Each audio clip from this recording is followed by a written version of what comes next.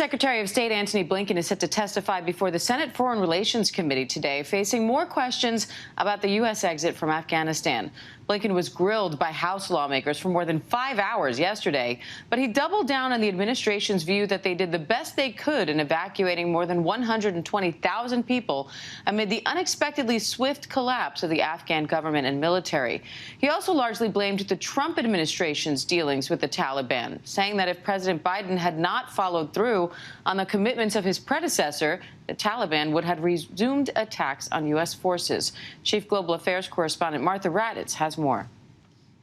We made the right decision in ending America's longest war. We made the right decision in not sending a third generation of Americans to fight and die in Afghanistan. Secretary Blinken defending the decision to leave Afghanistan and shifting the blame for the chaotic and deadly execution of that withdrawal and the emergency evacuations to the Trump administration. We inherited a deadline. We did not inherit a plan.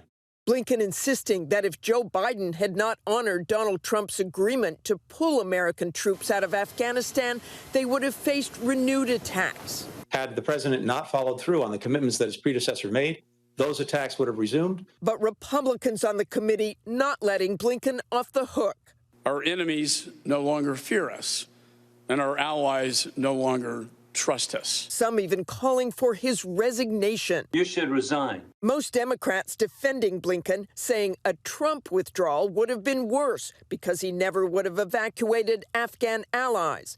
As for what the Biden administration is leaving behind, the director of national intelligence did acknowledge yesterday that the intelligence gathering has been weakened by the withdrawal. Our intelligence collection is diminished, and that is something that we have to prepare for and that we have been preparing for, frankly, quite some time. But the director did say that Afghanistan is no longer the greatest threat. She said Yemen, Somalia, Syria, and Iraq are at the top of the list and assured everyone they are keeping a close eye on Afghanistan as well. Diane? All right, Martha Raddatz in Washington. Thank you, Martha. And I want to bring in Republican Congressman Nels of Texas for more on this. Congressman, thanks for being here. One of Blinken's biggest lines of the day was what we heard him say in that package. We inherited a deadline. We did not inherit a plan. Does the Trump administration bear any responsibility for not offering a framework for how to execute the withdrawal they agreed to? Diane, thank you for having me. And no, I don't. The Trump administration made it quite clear that we will leave Afghanistan. He set the date, but his plan was to make sure that we secured the Bagram Air Base until all the Americans were evacuated. We didn't do that. This administration didn't do that. The administration pulled out all the military and then expected the Taliban to lead the effort into the evacuation of Americans. And what have we seen? We've seen a complete disaster.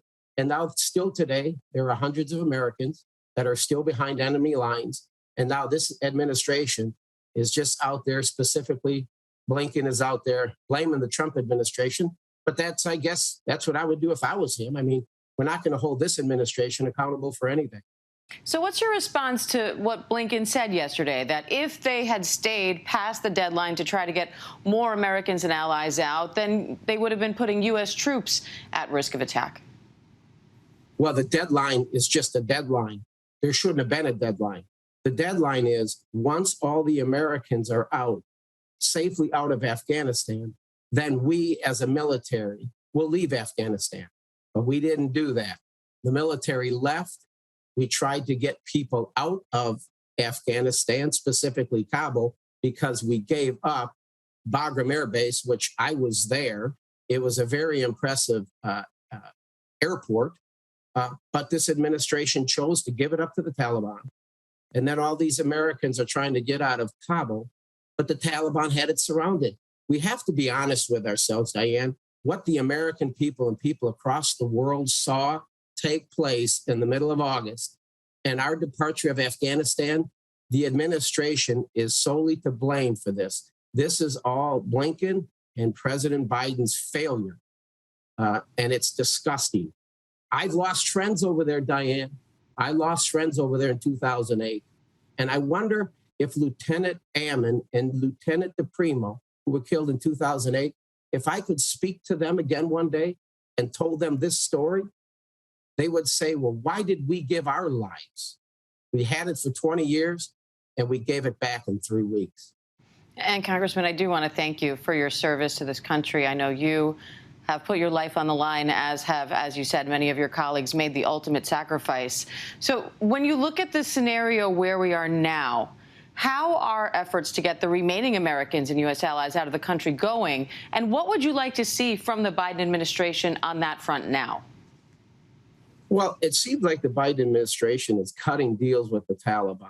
I mean, the idea to think we've been fighting Taliban for several years over there, and now all of a sudden we were counting on the Taliban to give us safe entry into the Kabul airport to evacuate Americans. To me, that sounds like a plan, a disastrous plan. I think about those 13 young people, those soldiers, those warriors that gave their lives in defense to this country. I believe they should be here today. It should have never happened. And I think Blinken is in denial. This administration is in denial. And quite honestly, Diane, I think everyone, this administration, they want to blame Trump. It's no different at the southern border. We had the most secure southern border under President Trump, and the administration wants to blame Trump for this immigration issue we're facing, this immigration crisis we're facing in this country. So what do you want to see them do now? What do I want to see them do now? I want them to make sure that every single American that remains is out of that country. Those that want to leave that country should be able to have safe haven, should be able to get to the Kabul airport under no duress. And so my advice to President Biden would be, I wouldn't be negotiating with the Taliban.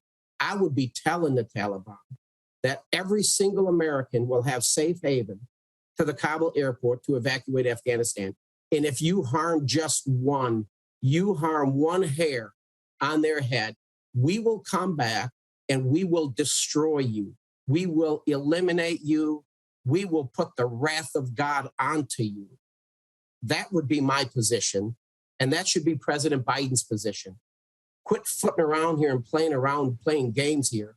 We need to take the fight back to the Taliban and say, you harm one American on this, the remaining Americans. We will come back and we will destroy you.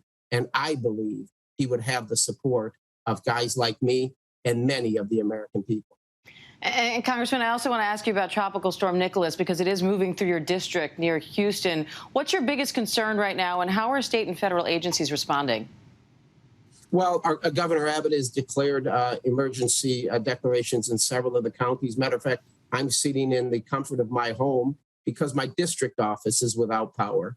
So I think that Texas is prepared. You know, we've had many, many hurricanes. Hurricane Harvey a few years ago. Obviously, Nicholas turned into a Category 1, but I think we'll get through this. I know some of the areas along the coastline were devastated, but the people in Texas, we're resilient, we're strong, and we will get through this storm. And Senate Democrats are introducing an election reform bill called the Freedom to Vote Act, which would enact some election security measures like voter ID requirements, and it would make Election Day a national holiday. It would also ban partisan gerrymandering. Do you think this could get any Republican support in Congress? No. Why not? Because I believe it's up to the individual states. I know that here in the state of Texas, I couldn't be more proud with what the House did last week in their special session with passing meaningful election reform. And I think it's going to keep our elections here in the state of Texas safe and secure. It gives everybody an opportunity to vote. Matter of fact, in the state of Texas, you have 2 weeks of early voting. Think about that. Voter oppression, hogwash. You have an opportunity to come here in the state of Texas and you want to vote. You have 2 weeks of early voting, and then you have Election Day. In President Biden's home state of Delaware, there is no early voting. 0 days for early voting. You want to talk about voter suppression? You need to look in your own backyard. Texas also enacted one of the strictest, or the strictest, abortion law in the country, banning abortions effectively after 6 weeks of pregnancy, before most women even know they're pregnant. So what's your response to the criticism that this is stripping women in Texas of their constitutional right to choose? Oh, come on, to say a woman after 6 weeks doesn't know she's pregnant. I beg to differ. I believe that most women do. This didn't surprise me at all. We're a very conservative state here. Of course, you're going to see an enormous amount of litigation. This is going to go through the court system in the end. eventually reaching the Supreme Court. But I believe we're on solid footing here in the state of Texas, and I support the governor and the legislature for passing this bill. Curious why you beg to differ that most women don't know they're pregnant after 6 weeks, given all the data shows that. Well, because the women that are against this, that are pro-life or that are not pro-life, obviously wouldn't support this bill. So it doesn't surprise me. I know the American people, for the most part, are very, very divided on this. But this is Texas, and this is the land, this is the law in this great state, and I support it. All right, Texas Congressman Troy Nehls, we appreciate your time today, sir. Thank you. Thank you, Dan. God bless. You too. Hi, everyone. George Stephanopoulos here. Thanks for checking out the ABC News YouTube channel. If you'd like to get more videos, show highlights, and watch live event coverage, click on the right over here to subscribe to our channel. And don't forget to download the ABC News app for breaking news alerts. Thanks for watching.